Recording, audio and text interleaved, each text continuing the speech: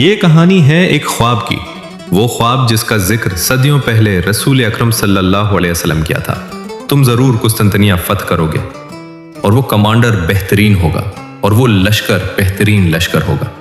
یہ کہانی ہے ایک نوجوان سلطان کی، جس نے اس خواب کو حقیقت میں بدل کر دنیا کی تاریخ کا دھارا موڑ دیا۔ یہ ہے سلطان محمد فاتح۔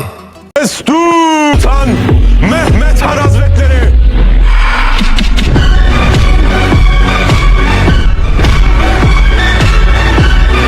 15 صدی عیسوی سلطنت عثمانیہ ابھر رہی تھی۔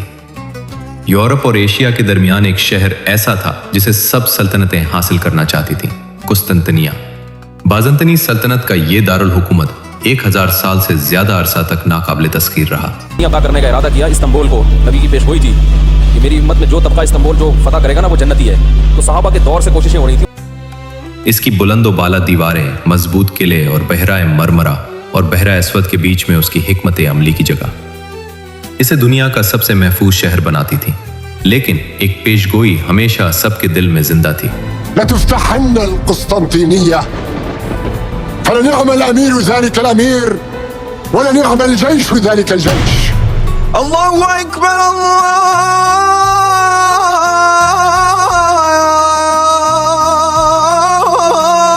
کہ یہ شہر ایک دن ضرور اسلام کے پرچم تلے آئے گا۔ محمد بن مراد ثانی 30 مارچ 1432 کو ادرنا میں پیدا ہوئے۔ بچپن سے ہی انہیں علم، دین اور جہاد کی روح میں پروان چڑھایا گیا۔ ان کے استاد شیخ آخ شمس الدین نے ان میں ایمان کی حرارت، قرآن کی محبت اور نبی صلی اللہ علیہ کی بشارت پر یقین کو پختہ کیا۔ جب کم عمری میں تخت ملا تو لوگ سمجھے کہ یہ ناتجربہ کار ہے، مگر وقت نے ثابت کیا کہ یہ نوجوان عظیم ترین فاتح ہے۔ جہاں پناہ قسطنطنیہ کی دیواریں دنیا کی سب سے مضبوط ہے۔ کئی بار کوشش ہوئی، سب ناکام ہوئے۔ میرا یقین ہے کہ اگر میرے نبی صلی اللہ علیہ وسلم نے بشارت دی ہے تو یہ کام ناممکن نہیں۔ ہم وہ لشکر بنیں گے، ہم وہ کمانڈر ہوں گے۔ سلطان نے حکم دیا کہ ایسی توپیں تیار کی جائیں جو اب تک دنیا نے نہ دیکھی ہوں۔ توپ ساز اوربان کو بلایا گیا، جس نے ایک دیو ہیکل توپ ڈھالی جس کے گولے قلعے کی بنیادیں ہلا سکتے تھے۔